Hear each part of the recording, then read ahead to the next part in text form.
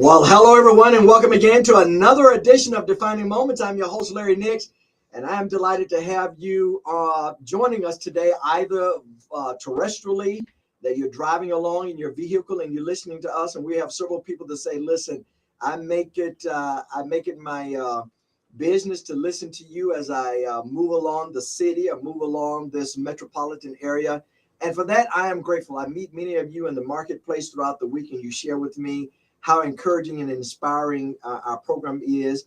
And you've said to me, and you've had some guests, man, that have really caused me to come to attention. Well, if that has occurred, it is intentional, because you matter, and you're here not by osmosis or incidental,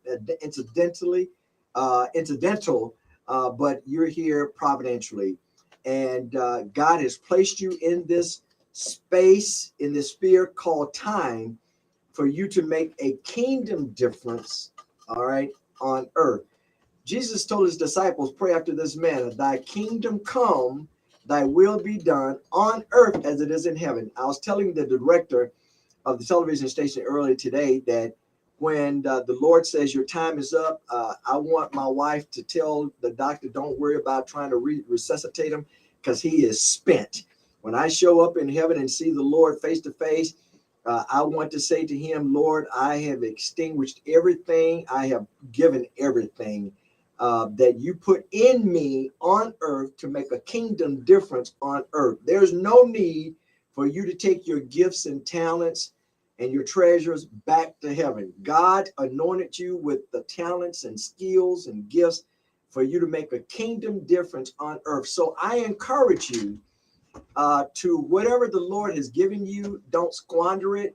Don't be so in a hurry and get ready to go to heaven that you miss the opportunity for God to utilize who he is and what he has done on earth. Ladies and gentlemen, I'm not going to mismanage our time today because I have an incredible guest. All of my guests are very important because they speak to a very important subject matter, and I pray about whom the Lord would have me to have on this program, because I know that there are various issues and topics, whether it focuses on the church or the secular world, that God would have a certain person here sitting in the seat who is the right of me, your left, if you're live streaming, that will hopefully encourage you and inspire you, and if necessary, challenge you. My friend, Willie Mclean. Willie Mclean is founder, along with his wife, of Partners of the Gospel Ministry. It is located in the Jackson, Mississippi area.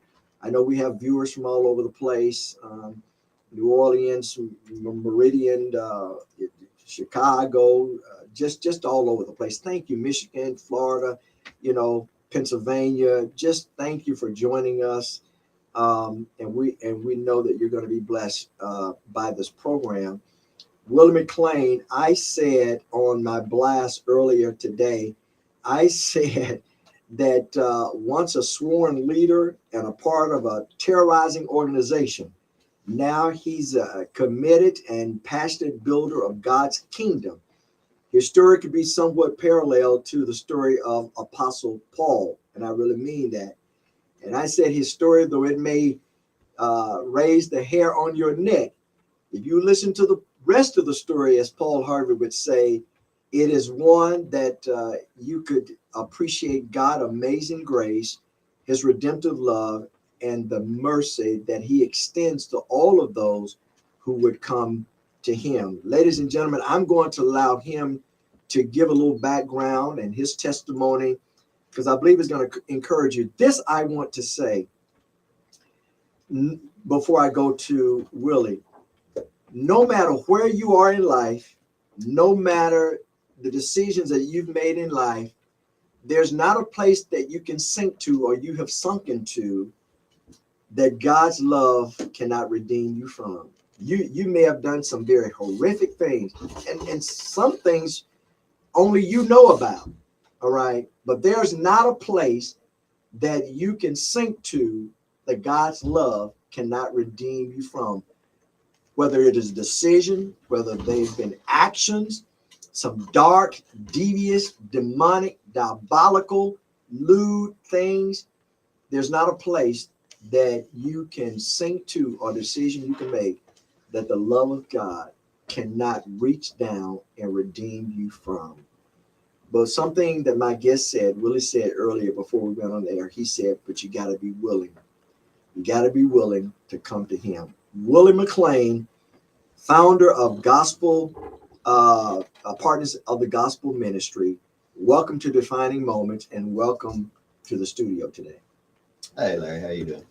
When people take a look at you, man, they see you as kind of a passive, jovial guy, very approachable, just an easygoing guy with a smile on your face, and the kind of ministry that God has burdened your heart with to come alongside of young boys in the African American community to provide tutoring and mentorship and provide opportunity for them to see that there's another way other than dealing drugs and apathy and missing school, and there's another life past prison and the graveyard. So when they look at you, man, they say, oh man, this is just another white guy who feels guilty about something. So that's why he planted his ministry in the inner city. But they have no idea what you've gone through and what God redeemed you from. Will you just share your testimony? Sure. So I'll try to make it real short. We have 60 minutes. Take your time. My story's long, but anyway.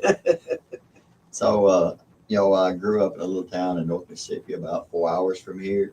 We grew up really, really poor, and in the middle of all of that right there, I didn't have an active father in my life. I believe from an early age, I just, when sin got on me, I think I just loved it. It was just a pull to me, and I kind of from my early age, everything that was evil or bad for you, I was just drawn to it. Like the biker clubs, oh, I loved it. When you heard a Harley Davidson coming down the road, man, that just excited me. You know what I mean? And from just at an early age, I grew up around bikers. I grew up around people that like to do really bad stuff. Right? So I'm 13. Time I reached the age of 13, I knew everything I needed to know at that point to start into the dope game, as I call it. Time of 15, I'm in my first training school, Oakley training school at 15. By the time I'm 18, I can tell you, I knew. Time I'm 18, I'm running something, and I got people under me. I who my identity is, and just being walked beside me and really show me who Christ, and who don't have that, they want to be somebody. They want to fit in, and they're going to fit in by what they're surrounded around. Allow me to put a comment there. You said a couple of things that just jarred me. You said that growing up, you were attracted to sin. Mm-hmm. It just felt good. What a powerful, interesting point, because I want to remind people that the enemy will lure you with things that taste good to you, that looks good to you, and that smells good to you. That the enemy doesn't jump out of the bushes with a pitchfork with a red suit and a red tail. Whatever your weakness is or whatever your temptations are, that's how he's going to show up. Mm-hmm. And so people need to know that if the enemy is not going to show up as a lemon, he's going to show up as sweet as he can, because his job is to steal, kill, and to destroy. Number two, you said that you had no one to affirm you. No. I want you to continue your story, but how important really, because now the work that you do, how important is it for fathers, and if the home doesn't have a father, but for a male figure to affirm his son or affirm his nephew, or for the church leadership to affirm young boys, how important is it for fathers to affirm young boys? I mean, I think it's the most important thing that there is. You know, if you was to ask me one question about going back in my past and what would I change, what would be different about my life, what would I want, I would really want for somebody to teach me what it really meant to fear the Lord and to grow up in the fear of the Lord. Yeah. Ladies and gentlemen, stay tuned. I'm with my guest, Willie Mclean, Partners of the Gospel. We'll be back on Defining Moments. Stay tuned. Ladies and gentlemen, thank you for joining us. We appreciate this. I really want you to sit still, and I really want you to engage and call everybody, because I think God has Willie on. God is doing an incredible thing with Willie. And I told Willie early on, I said, man, God, I liken his journey with Apostle Paul. You know, Apostle Paul went about terrorizing people and killing people and just putting people in a position that they were just afraid. But then God met him one day and put him on his knees.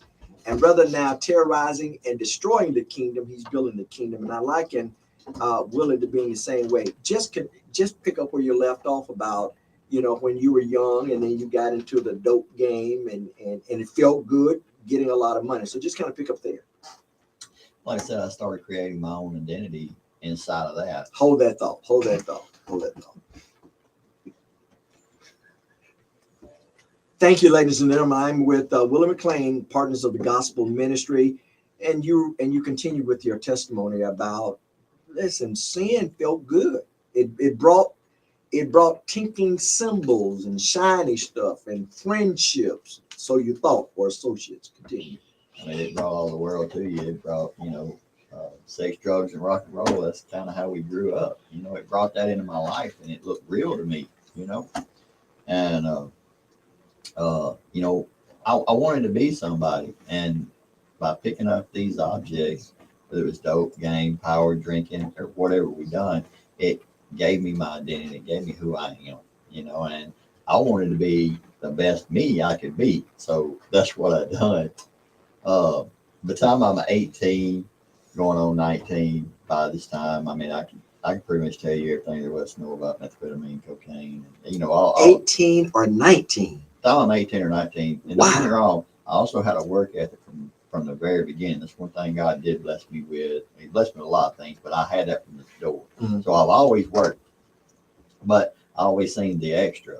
You know, I was always working for, kind of like I do now. I still do 2 jobs, you know, but I wanted more. There was never enough, you know, I wanted to do more. So by the time I'm 18, 19, I mean, I can tell you about people dying. I can tell you about people overdosing. I can tell you about, you know, fight after fight. I can tell you about all kind of demonic stuff. I can tell you what I can call it today, you know, the evilness that I've seen at 18, or even the evil that I done at 18, you know. By the time I'm 25, 26, I think I'm going to enter prison finally for my first time. At what age? 25 or 26. For your first time? Yes. Now that's going to be because I finally couldn't get out of charge. You know, I've been, oh Lord.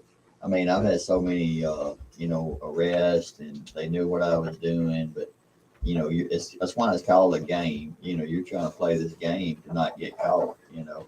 And they finally got me in a position where I got caught and I couldn't get out of it. It didn't matter how much money I threw at the lawyer. We just couldn't get out of it. Was there ever a time that you feared? I mean, did you ever fear law enforcement? Like, okay, let me just go through the process. Fear? No, I didn't fear. The laws were made for me to break. So you were a rebel? Oh, on purpose? 100%. 100%. Yeah. Laws were made for me to break.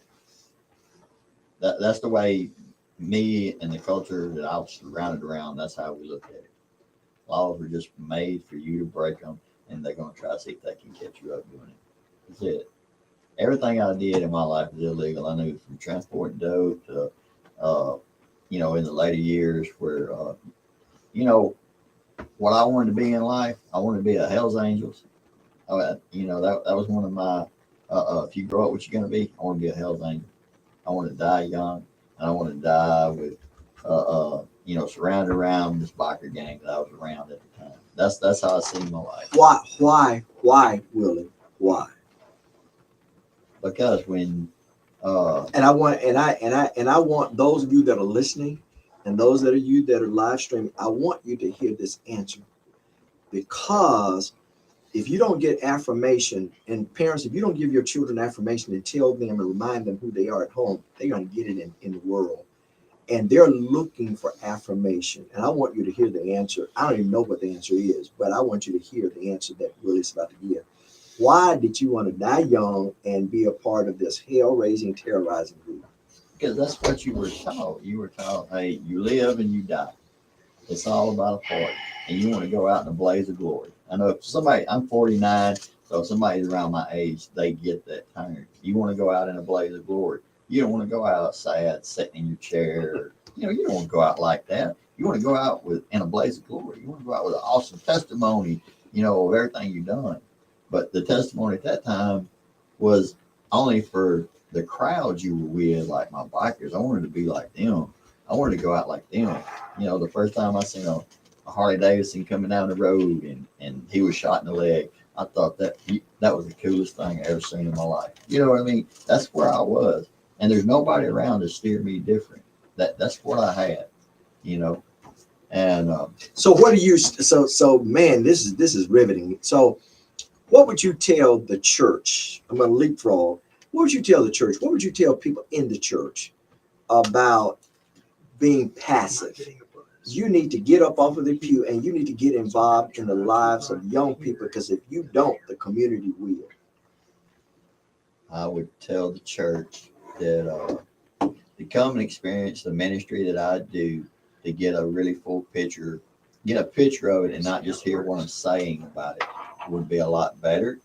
But I would tell the church that if we don't start helping change for us, downtown Jackson, and the youth that are coming up, if we don't change that, then we're just going to keep replicating what's been done. What's going to happen? If the youth does not change, then we're going to continue to have what we have now in Jackson, which is the highest, the murder rate that we have. It's Per capital of a city like ours, or it could be Jackson, or it could be another inner city or metropolitan city. That's right. Because crime is pervasive everywhere. It has no respect of color, of income. The enemy comes to steal, kill, and destroy anybody wherever you are. That's right. And so you would tell the church you need to get out of the air condition and the heaters, and you need to get in the community. Well, I know everybody is not called or have the gifting that what you say that I have, but they are people in the church. They are young men in the church who they're looking for something. They're looking for, instead of going overseas, hey, how about go and live in downtown Jackson for the next 2 years? Instead of you committing to go to, and there's a need everywhere. Sure. But I think we have a great big need in our own capital, in our own city, to reach the youth in downtown Jackson. One of the topic on our board right now is, how do we duplicate what I do? How do we duplicate Willie? Because what I do believe is is what needs to be done. But I can't do this all by myself. I mean, I'm limited, so I've only got like 4 boys in my group, and that's all I can handle. Sure. But we need another Willie with 4 more. We need another one and another one and another one. And then when Willie transfers out, hey, who takes over? Yeah. Well, Jesus explicitly gives directions. He says, go to Jerusalem, Judea, it gets wider, Samaria, and to the uttermost parts of the earth. I'm afraid what a lot of us do, we go to the uttermost part, we go to Samaria, we go to Judea, and then we finally get to Jerusalem. All right. But God says, listen, the William brothers, the gospel singers, the William brothers, I think they wrote it or they sing it. They have a song, "Sweep Around Your Own Front Door." Yeah. Before you try to sweep around mine. In other words, charity starts at home. All right. Thank God. And there is a need to go to the uttermost part of the earth. But if what is around you is falling apart, then maybe that we need to include some of our attention around our own community. You're correct. I mean, if you go around a plumber's house, he's fixing everybody else's plumbing, but you go around his, I bet his house is leaking water. Wow. You know, That's the same concept. The same concept. Electrician, I know, we know so many contractors, and they all say the same thing. I work so much on fixing everybody else, I don't really have time to fix mine. Mm. You know, and we talk so much. What I've heard so far about missionary work is we talk about overseas, and we'll spend $25,000 to take these kids to see this or that and the other.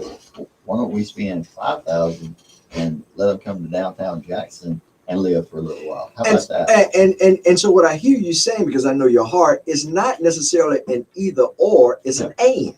Yeah. All right. You can do both rather than sacrificing one for the other. So all right, so let's go back and pick up. All right. So you're around 25 years old. You have your first introduction to prison. All right. Let's pick up there. And man, you're a hell raiser. I mean, you're somebody I wouldn't want to meet in the daytime. I mean, we're going to kind of jump through this. So, you know, the time I get to prison my first time, I always knew I was going to go. I mean, it's just kind of part of the credentials. If you go, you know, in the dope game, you go to prison and you don't snitch out nobody, and you go do your time, you come back out. Well, you earn brownie points, as we call it, that nobody else has. You know, so I've got a bunch of brownie points because I went 4 times. So anyway, so I go to prison, and 2.5 years later, I get out and I'm on parole. So I'm in the system. You know, I'm one of these guys. I've never voted. I've always been ever since I was 15. I was on probation and parole, and I finally got off May 10th, 2019. I was finally free. Up until that whole stretch of time, I've always been under somebody else's thumb. Wow. That whole time. But anyway, so I go to prison, get out my first time. The first time I get out, I have more hatred in my heart at that time than I have my entire life. So you have more hatred in your heart coming out of prison the first time than you did going into prison, which leads me to question, is prison a place to reform, or just makes you more bitter? Oh, it's going to make you more bitter because the system is not like what people think it is. They want to sit here and speak all Stay this. tuned. All right, hang on. I got to swap something.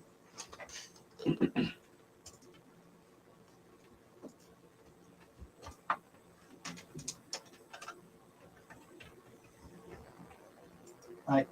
Thank you for joining us, ladies and gentlemen. You know, we're having a little tough technical maneuvering around here. We're undergoing infrastructure upgrade. So our signal is emanating from our flagship station, WPBP in Pearl, Mississippi, and we're undergoing a phase change and a lot of technology upgrade, and so we're excited about that. But maybe for the next week or two, you may, you know, hear a little distortion.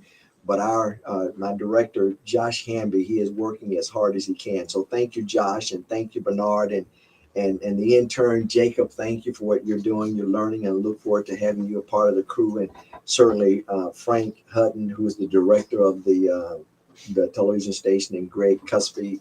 So all of the gang that's behind the scene, that we're just going through an incredible facelift, and it's going to be for the better of your streaming and you listening in. So just thank you very much. So you said that when you came out of prison first time, you were more bitter. Oh yeah, bitter and hated. Hatred, just full of hatred. Which you got to know at this time I'm going in, you know. So when I go into prison the first time, I ride right under the Aryan Brotherhood because that's who I am coming into the prison system. All right. So when I come in, I already had an abundant amount of hatred already. Well, once I spent 2.5 years in the system, oh my Lord. I mean, I come out with more hatred than you were on steroids. Oh yeah, big time. Hold on, stay tuned. Wow, ladies and gentlemen. So 30 years ago, 20 years ago, you couldn't have sat beside me without scheming how to hurt me. Well, maybe not in a sense like that, but I would have, you know, I would know who I am and who was superior in this. All right, because that's me. You know, that's how you were raised. You know, where I'm from in North Mississippi, and there's still a lot of it. You know, you're raised in an area where the Klan is still active to a big degree, and you're taught by especially at the age I come up, in redneck country, as I call it. You were raised in that right there, so it was kind of poured into your blood when you kind of come out from the beginning. from the beginning. But you know what the oxymoron is, Willie? What is that? Even though it is very prevalent today, it just has a different cover on it, has a different presentation on it. We're in the Bible Belt. Isn't that interesting? Uh-huh. We're in the Bible Belt, but yet it is egregious and prevalent and as demonic and as lewd as once before. But you're saying you were taught that from the very beginning. So that's what you knew and that's what you did. Yeah, that's it. I mean, there was no active man in my life. No, don't get me wrong. My grandma had a praying grandmother, and people like, hey boy, you better straighten up. Hey, we're gonna tell the preacher to. I'm from a small country town. We're gonna put your name on the board, and the preacher's gonna pray for you Sunday. You know what I mean?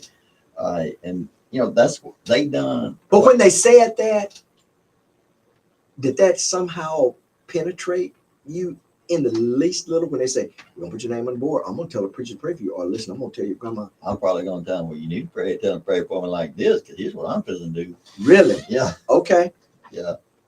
There wasn't no remorse. It was just, just a bad little kid. I was that kid in that you walk to the grocery store and you're like, hey, ma'am, can I borrow your son? I was that kid. No joke. Can I borrow your child and Yeah. wear him out? That's right, because he needs some help. And I guess, and the objective is not for you to hear Willie chronicle his life about how bad and demonically possessed those spirits were. But my point today is, if God can redeem Willie's heart and transform his heart and cause him to love a people that he created, God can do it for you. If you've done some horrific things in your life, God can do it for you. If you've done some things you're not proud of, God can do it for you. But I go back to what Willie said before we got on air. You've got to be what? Willing. You got to be willing. It's like, I use this kind of terminology where it's like, if you're stuck in the mud, you just don't stay there. If somebody comes along, whether he's black, white, whatever it is, no, he's black, dude. I'm not going to let him pull me out. No, I ain't going to let him pull me. I'm going to stay stuck in the mud. Or are you going to get out? Because you want to go somewhere, right? That was the sole purpose you was in the mud to start with. You was trying to go somewhere. So why would you not want to try to get out? So when people let's something's going on, Josh. So when people look at you now and say your ministry is about white guilt because you've done some terrible things, how do you respond to that? If are you really sincere? Or is this just another game? How do you deal with that? Well, I mean, you come spend time around me and you'll see the difference. But if you was to say something like that to me, I would say I'm not. I can start this ministry in a white town, if you want to call it. I could keep talking. So I didn't start this ministry. It wasn't my idea to even come to Jackson. You understand? So this ain't something that I really. Coming to Jackson and being part of a ministry, this was not part of the plan. I really wanted to get out of prison. I wanted to go home. I wanted to learn how to be a daddy to my kids. And, I wanted to, try to get some forgiveness back from my family for all the stuff I've done, etc. That was my idea. God had different ideas, different plans for me. Yeah. He sent me here. But one thing I learned is like when I got out of prison and, when I look at people today, mm-hmm. I come at it from this point. I believe God created me and He created you, period. All right. So that's how I look at this. So I didn't necessarily choose black kids intentional. That's just happened to be the area that I have. I've seen them. Wow. Isn't it interesting that God calls you to the place or calls you back to the place that that you can do your greatest work? Yeah. It's like Paul. God met Paul. Paul was convicted, but God called him to the very place that he terrorized. Yeah. It is kind of funny when I first got out, or still kind of funny a little bit that you take somebody that he was Aryan Brotherhood, he was members of different motorcycle gangs, whatever, I lived that lifestyle, redneck, whatever. I lived the whole life there. Then now, and even if you see the tattoos on my body, coming from that lifestyle to see the ministry that I do right now, it still kind of blows my mind just to be able to. It blows your own mind. It blows my own mind. And when I consider what the Lord has done in my own life, Willie, yeah.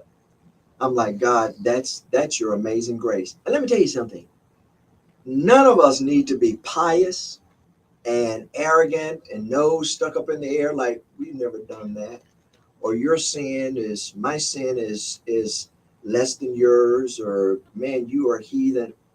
All have sinned and fall short of the grace of God. And were it not for Easter Sunday morning, we all would be condemned and doomed to death. Yeah. I want to say thank you for those of you that are joining us via radio terrestrially, or you're live streaming us. I have people that are texting me right now. My good friend, Pastor Wesley, you know who you are, man. And listen, I love this pastor. I love this preacher. He does a phenomenal job. He cares about the ministry. So thank you, man, for joining us. I look forward to fellowshipping with you very soon. So you come out, you're mad, you're angry, your first time. Let's pick up there. I come out my first time, and I'm going to try to do everything possible to gain back what I've lost. This time I'm not broken. You ain't broke me. Wow. Prison didn't break you. Oh, it didn't reform you. It didn't transform you. Oh, no. I know. First time I got out, I was like, well, I'm not going back. The second time you go back, like, well, I'm not going to try to go back. But, when I got out the first time, my wife asked me before I got out, I was married when I went in, kids. I love kids. I had a normal life. I just done really bad stuff. You know what I mean? Yeah. But when I got out, she asked me a point-blank question before I got out. She goes, "Are you going to go back to doing the same thing that you've always done?" I'm like, "Well, of course." Wow. And that's exactly what I did.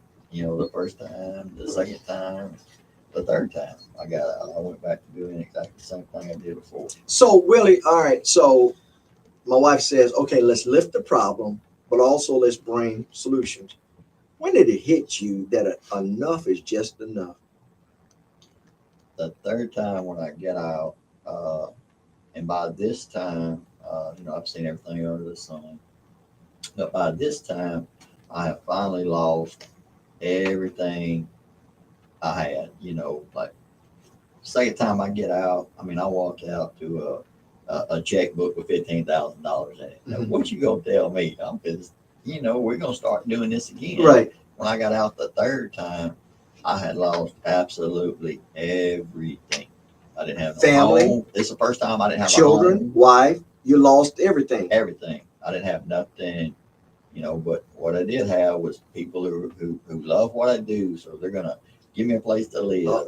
They're gonna kind of pamper me. So for the next 9 months, I got out the third time. When I got out the third time, I actually said, I went straight to the liquor store from Grenada County Jail. Went straight to the liquor store. And the lady asked me I said, "Where's the liquor store at?" She's like, "Baby, you ain't out the door yet." I said, "I know. I said, just hold my rack. I'll be back. But I got some stuff I got to finish." That's how I left. But I told Jesus. Man, you had ice water flowing through your brain. Oh, thank you, guys. I told Jesus when I come back, I said, "I'll give you a chance to change my life." But I had to finish some stuff. So for the next 9 months, it was hell on earth. That's where that one rolled. You told Jesus, when I come back, I'll give you a chance to change my life. But hold on, I got to do some stuff. Yeah, I wasn't. I'm not just feeling like, yeah, I'm on board. Oh no, I didn't. I didn't have that Paul moment where just I got blinded and now here we go. And I didn't have that moment. You know, I had the moment of, all right, Jesus, here I am. I do need help. What does this look like? You know, then at that point, you know, God knew what I needed. He knows where I've been. And he started putting people in my path, you know, to the different jail ministry leaders that were coming in, the pastors coming in, just regular people like me, what I do now, you know. But they were coming in and they were just sharing to me, you know, what it really meant to be a Christian. I want you to hold that point. Ladies and gentlemen, if God can do it for him, he can do it for you. Stay tuned. My friend, Willie Mclean on Defining Moments.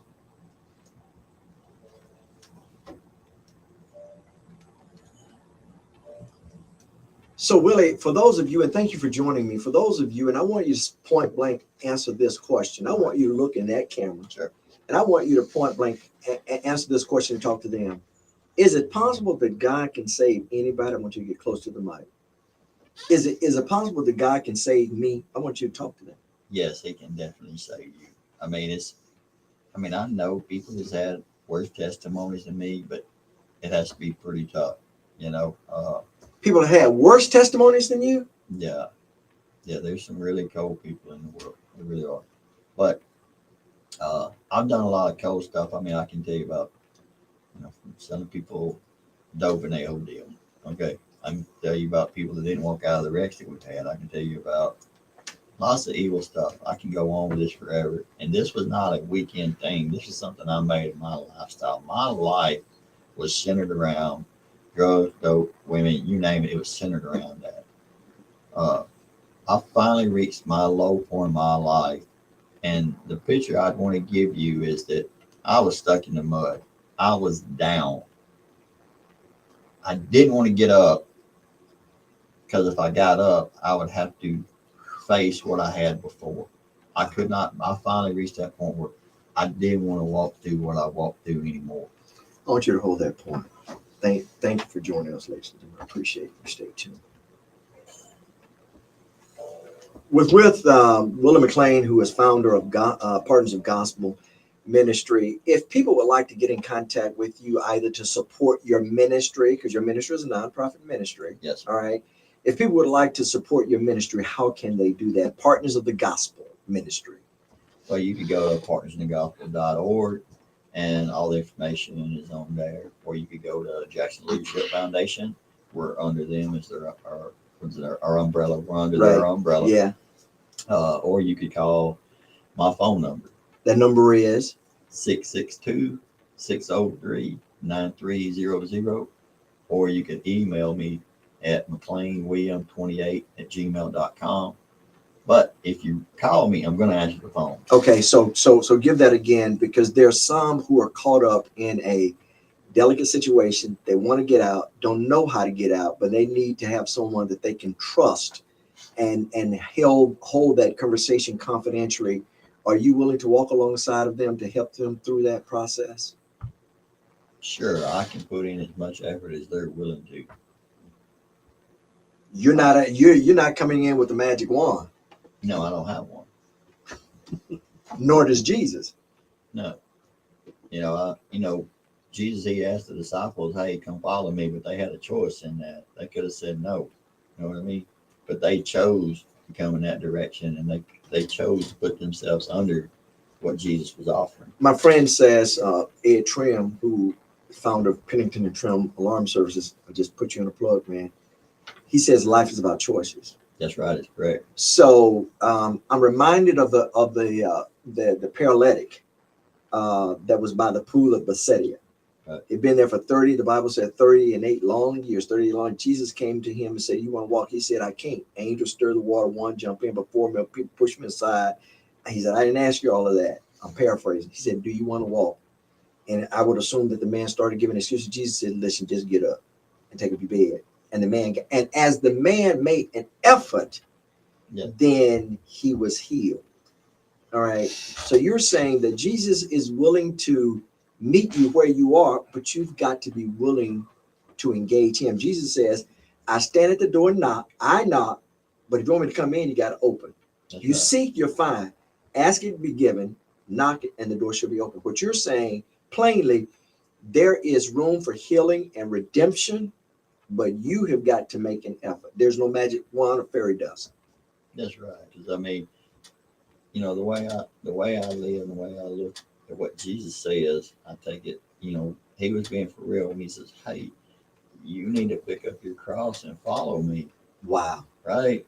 He didn't say, "Hey, I'm gonna just give you this free pass, get you out of jail, and live how you want to." That's not how this works.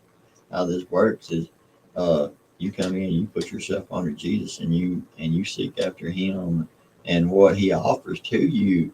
You seek after what it takes to become more like Him. You know, when I was a kid and I realized I want to be around these bikers, you know how a person becomes a really bad guy? How? You hang around with really bad people and you learn from them. All right. That's Wow. how you become the baddest person you can possibly be. So you become your environment. That's right. So here, when I apply that same. That's what I did when I was a kid. I wanted to be not only did I want to be a drug dealer, I wanted to be the best drug dealer. So I hung around with the best people that I knew, and I took what they had and I made it better. Yeah. Boy, that makes so much sense. In fact, there are those, and this is hard love you're about to give, Willie. Yeah. I want you to look at them because some of them are trying to get out, but they're still dipping their toes into what they're trying to get out of. I want you just to tough love them right now, but yet encourage them that God is willing to meet you, but you got to resolve to quit hanging around that group, to quit doing that stuff and fooling yourself that you can get better, but yet you're still sampling. I just want you to encourage them. So, you know, I think most people use the term, you need to get off the fence, right? Well, I heard this guy, he gave this little analogy one time. You know, the guy kept looking over the fence and he kept seeing his green pasture and all this cool stuff. He's like, I'm going over there. Then it got real dark for a second, you know, and he's like, what's happening? And the devil walks up to him and says, hey, son, you need to get off my fence because that's my fence. So if you're sitting on the fence, just as being real. Look at him.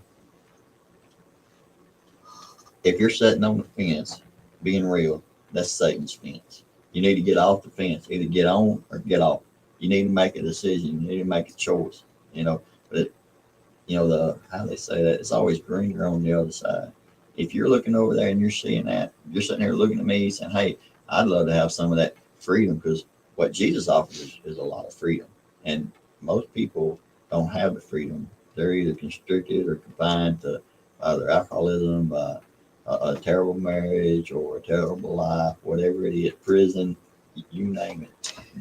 The tough guy that you've been, when I asked you to look at them and you were sharing and encouraging them, for that 2 seconds, I noticed that you choked up just a little bit. Why?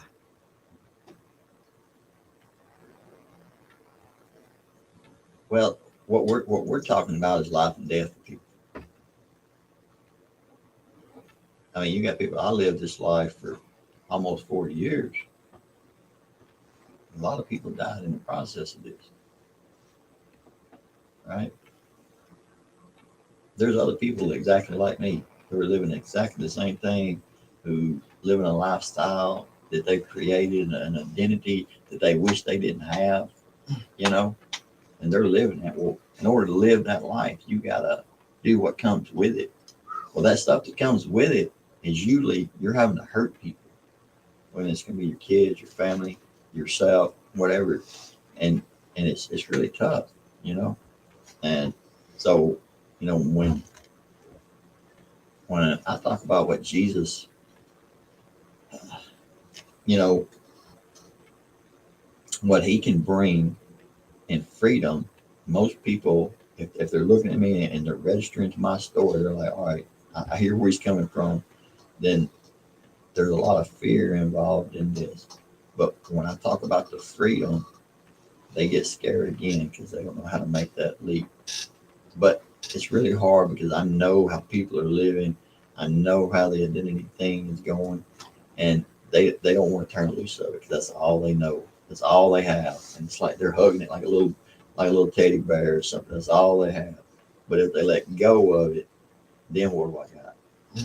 Right? They got to step out and faith. So, you know, when I talk to people or I encourage them, you know, especially if it's one-on-one, And, I know how to get just real with an individual. We can talk war story all day long, and they're good. But I want to talk more about where we're going. Talk. All right. Talk. So where are you going?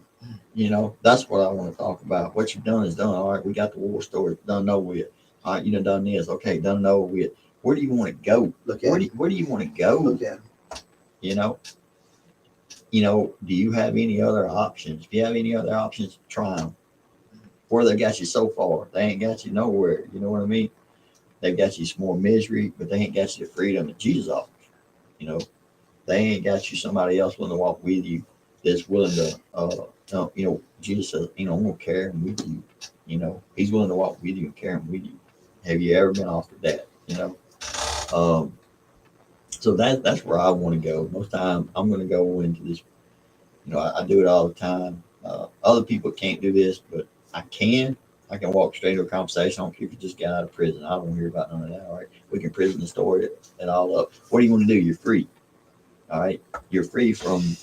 I'm so glad you said that, Willie, because people have a tendency to hold you to your past.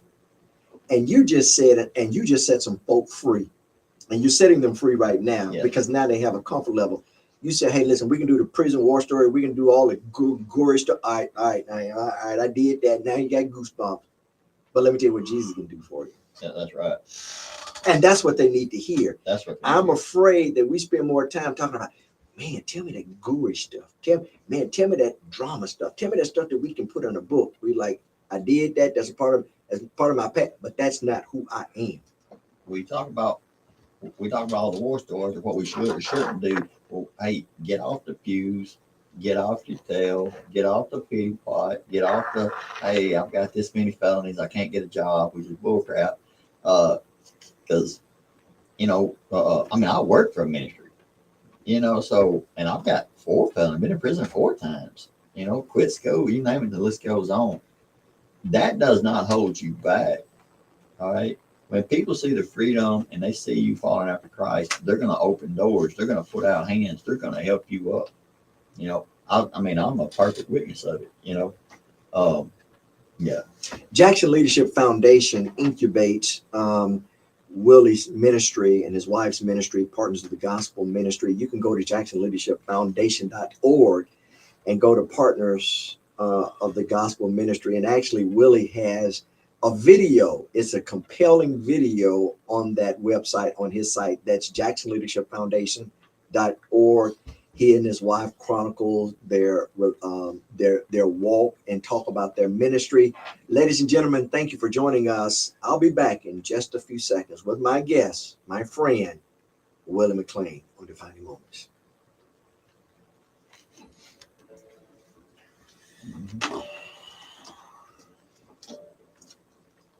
Again, thank you for joining us. I know that you probably see a lot of cords and stuff for those of you that are live streaming, but we're doing a huge renovation in our studio, our flagship station, WPBP in Pearl, Mississippi. So thank you for joining us. And aesthetically, it may not look kind of pleasing right now, but give us a couple of weeks.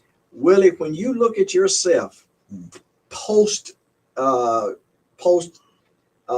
redemption, and you look back into the old life of Willie, and you see what the work he has done in your life, what do you think about it?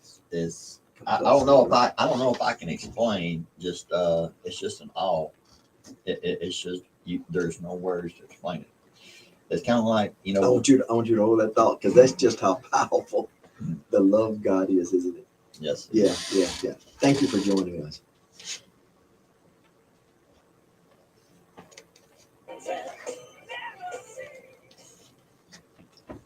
Thank you for joining us. There's a song that says the blood of Jesus, it reaches to the highest mountain, it flows to the lowest valley. The blood of Jesus shall never ever lose its power. Philippians, I think 2:9-10 says, and God exalted him to the highest place and gave him a name that is above every name. And at the name of Jesus, every knee shall bow and every tongue shall confess in heaven, on earth, under the earth, that Jesus Christ is Lord, to the glory of God. You have been talking about your defining moment with Jesus Christ.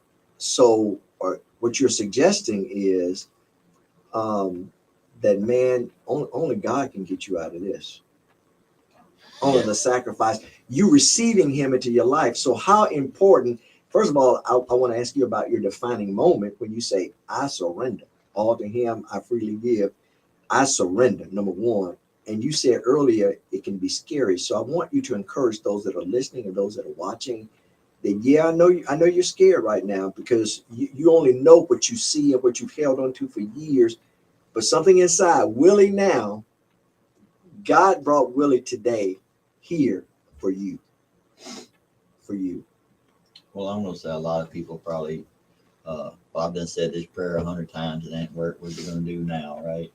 That's probably been repeated several times. And I've done it several times. I remember saying it one time, and Lord have mercy, just let me out. I'm not going to do this. And man, Lord, the craziest thing, 20 minutes later, I am free. There's no way I'm free at this moment. By midnight, I'm cooking up again. That fear was gone because I got my freedom back. I got a taste of freedom back again. But anyway, my defining moment was I knew I was reaching the end because everything was just miserable. I was not comfortable in my sin anymore. The stuff I was doing. It wasn't that I didn't have the women, money, or the dope, or any of that. It was none of that. It was spiritually, I was dead inside. There was no more. I have done everything I could possibly do. I have tried. I've done it all. My defining moment was going to be when I come back to jail for the 4th time, and I crawled in my jail cell. And I remember crawling back off. I was sick, but I crawled up there and I was going to go sleep, and it just hit me in that moment, to crawl back down. My prayer was the shortest one, like, Lord help me. And I crawled back on my rack.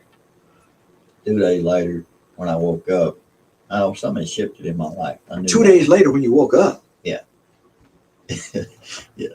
So, at that point, when they caught me, I had been up probably about 28 days straight at that point.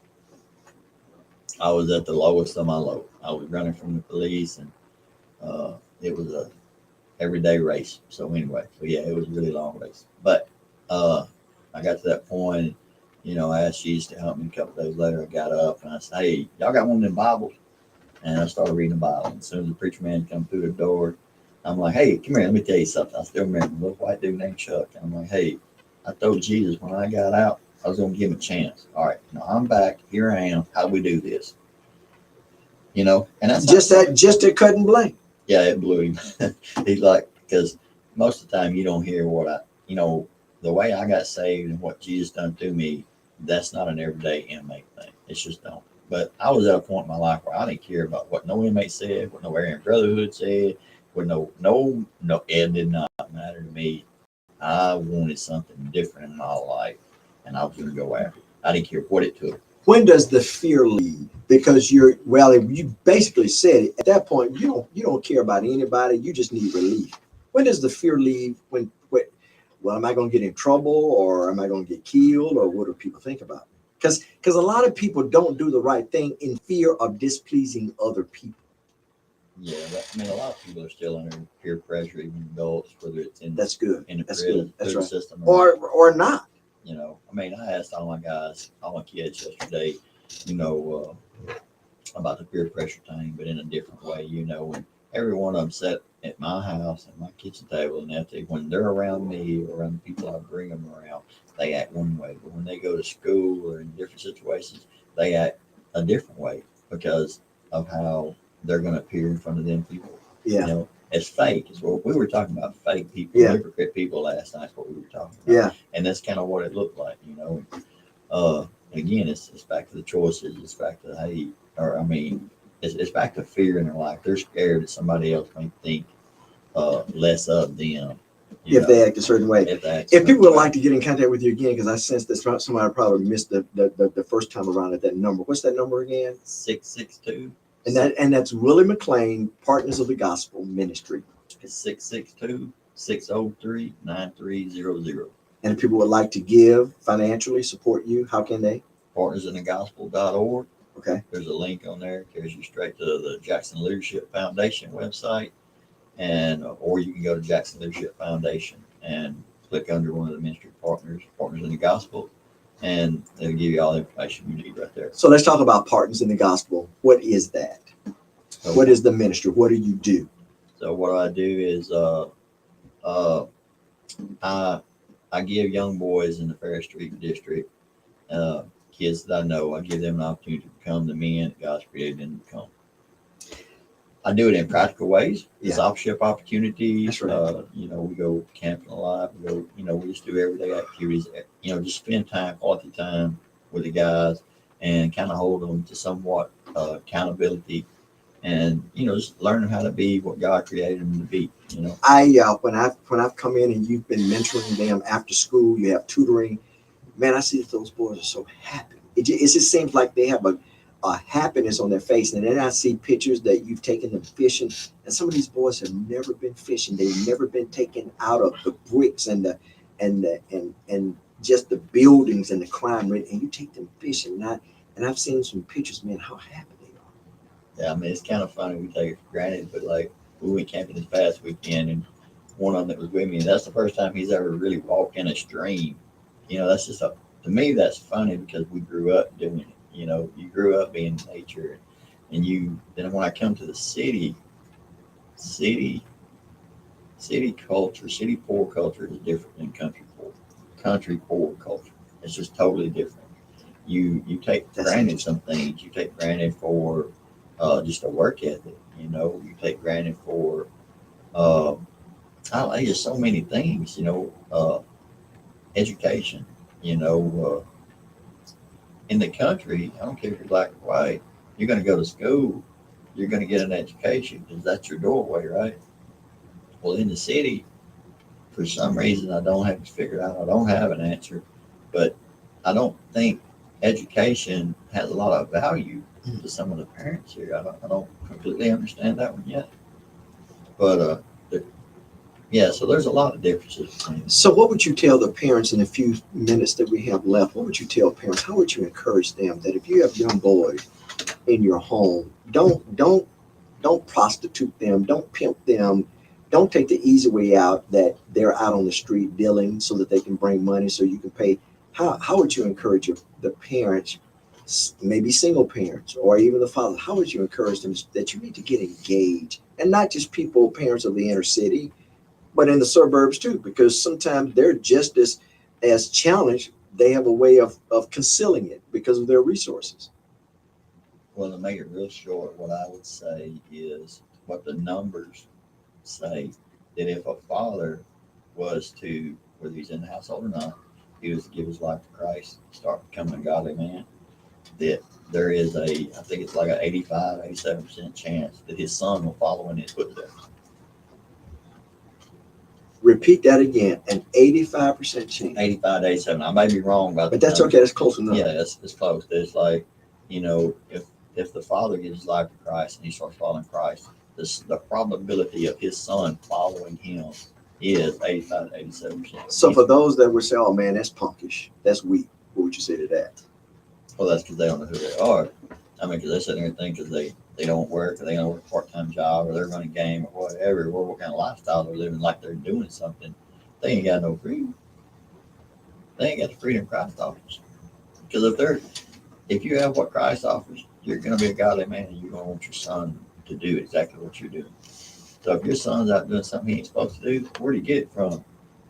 He got it from the man that's been around him, whatever. Or he's got it, And I could go on with this forever. And I say, well, that means you got to come back. So I'm going to get him on. Listen, and what a wonderful way to end the program today. I'm going to get him on record. So you going to come back? I can come back sometime. All right. There's got to be a part two, man. Yeah. You've been a delightful guest today. I know that you've changed hearts. Willie Mclean, founder of Partners of the Gospel Ministry. Thank you for joining us. And thank you for joining us. Jesus Christ is the way. We'll see you next week.